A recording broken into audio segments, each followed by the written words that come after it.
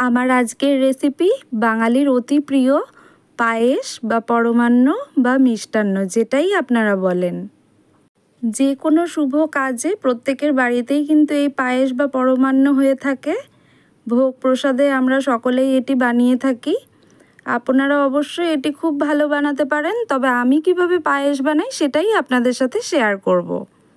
তো hello everyone, কেমন আছেন আপনারা সবাই? আশা করছি আপনারা খুব ভালো আছেন, সুস্থ আছেন। আমার চ্যানেলে আপনাদের সবাইকে ওয়েলকাম জানিয়ে শুরু করছি আজকের ভিডিওটি। তো আজকের রেসিপি যদি ভালো লেগে থাকে তাহলে অবশ্যই লাইক ও শেয়ার করে দেবেন, আর আমার চ্যানেলে নতুন এসে থাকলে চ্যানেলটি সাবস্ক্রাইব করে দেবেন। শুরু থেকে শেষ পর্যন্ত ভিডিওটি দেখার অনুরোধ রইল। এটি হচ্ছে জন্মাষ্টমী উপলক্ষে আমার দ্বিতীয় রেসিপি। আগের ভিডিওতে আমি সুজির বরফি বানানো দেখিয়েছিলাম জন্মাষ্টমী উপলক্ষে। আপনারা চাইলে সেটিও তৈরি করতে পারেন গোপালের ভোগ নিবেদনের জন্য। আমি ডেসক্রিপশন বক্সে লিংক দিয়ে দেব, আপনারা চাইলে সেখানে ক্লিক করে দেখে নিতে পারবেন। তো দেখুন, পায়েস বানানোর জন্য আমি এখানে নিয়েছি কাজু ও কিশমিশ, আর আমি মিষ্টির জন্য নিয়েছি তাল মিছরি। আপনারা চাইলে চিনি অথবা গুড় বা বাতাসাও ব্যবহার করতে পারেন, তবে আমি তাল মিছরি দিয়ে এটা তৈরি করব। আর নিয়েছি গোবিন্দভোগ চাল। গোবিন্দভোগ চালটা আমি এখন জলে ভিজিয়ে রাখবো, তাহলে পায়েসটা হতে বেশি একটা সময় লাগবে না। কাজু বাদাম কিশমিশটাও আমি জলে ভিজিয়ে দিলাম। আমি এখানে প্রায় 60 থেকে 70 গ্রাম মতন চাল নিয়েছি এখানে। তো চলুন রেসিপিটি শুরু করা যাক। পায়েস বানানোর জন্য আমি নিয়েছি 1.5 লিটার গরুর দুধ। আমি এখানে খাঁটি গরুর দুধটাই নিয়েছি, কোনো প্যাকেটের দুধ ইউজ করছি না। আপনারা চাইলে প্যাকেটের দুধ দিয়েও এটি তৈরি করতে পারেন। দুধটাকে আমি লো ফ্লেমে প্রায় 5 থেকে 10 মিনিট মতো ফুটিয়ে নেব, যাতে দুধটা একটু ঘন হয়ে যায়। পায়েসের দুধ যদি একটু ঘন করে নেওয়া যায় প্রথমে, তাহলে পায়েসটা কিন্তু খেতে খুবই ভালো হয়। জাল দিয়ে নিচ্ছি দুধটা, আর অনবরত নেড়ে যাচ্ছি যাতে উতলে পড়ে যাওয়ার ভয় না থাকে।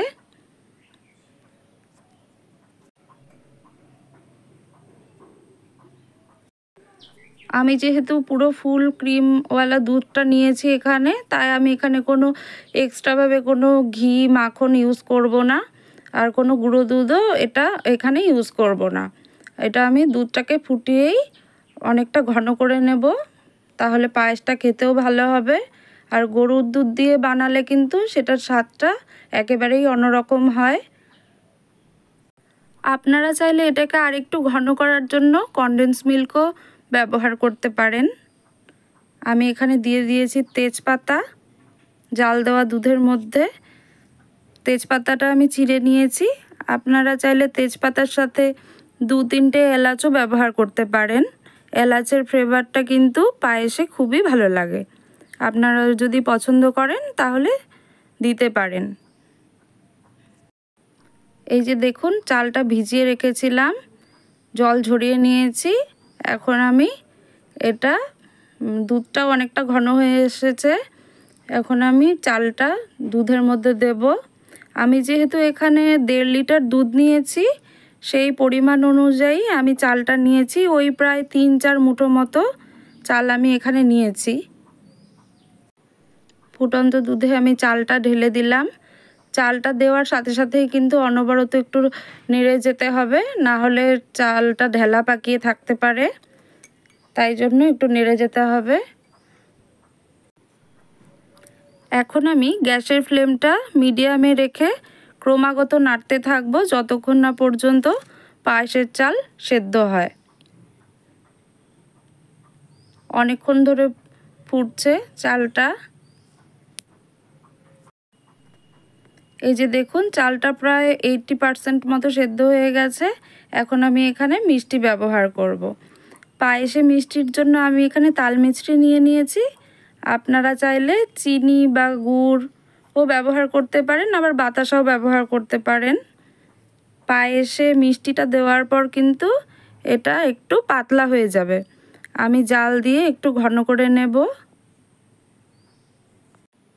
মিছরিটা ধীরে ধীরে গলতে থাকবে, আর এটার ঘনত্বটা একটু পাতলা হবে।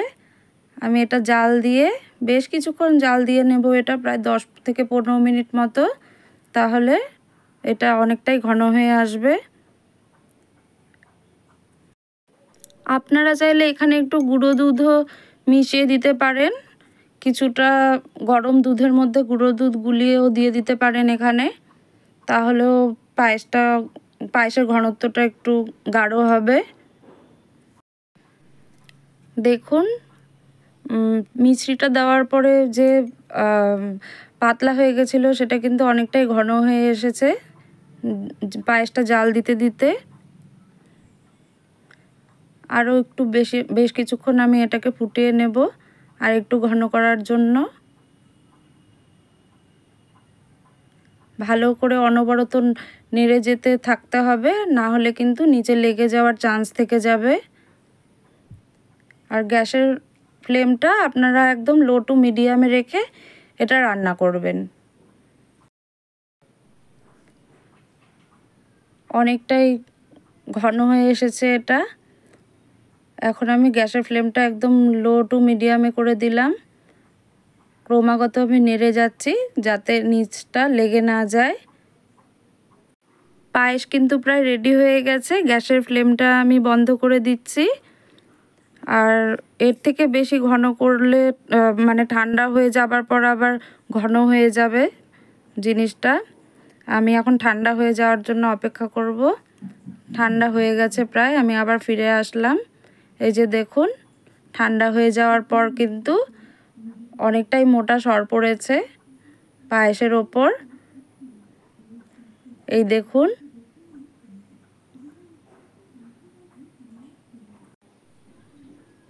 পায়েস একদম তৈরি।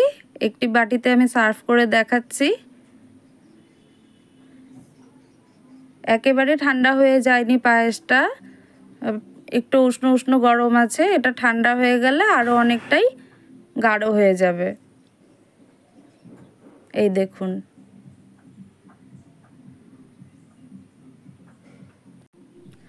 আমার মতন এইভাবে আপনারা অন্তত একবার বাড়িতে বানিয়ে দেখবেন। আশা করছি আপনাদের সকলেরই খুব ভালো লাগবে। আর সামনেই যেহেতু রয়েছে জন্মাষ্টমী উপলক্ষে আপনারা কিন্তু এইভাবে পায়েস বানিয়ে গোপালের ভোগেও নিবেদন করতে পারেন। আমার এই পায়েসের রেসিপিটা যদি আপনাদের ভালো লেগে থাকে তাহলে অবশ্যই একটি লাইক করবেন, প্রচুর শেয়ার করবেন, আর আমার চ্যানেলে নতুন এসে থাকলে চ্যানেলটি সাবস্ক্রাইব করে দেবেন। তাহলে আজকের মতো এই পর্যন্তই, আবার হাজির হব অন্য কোনো রেসিপি নিয়ে। সবাই খুব ভালো থাকবেন, সুস্থ থাকবেন। ধন্যবাদ।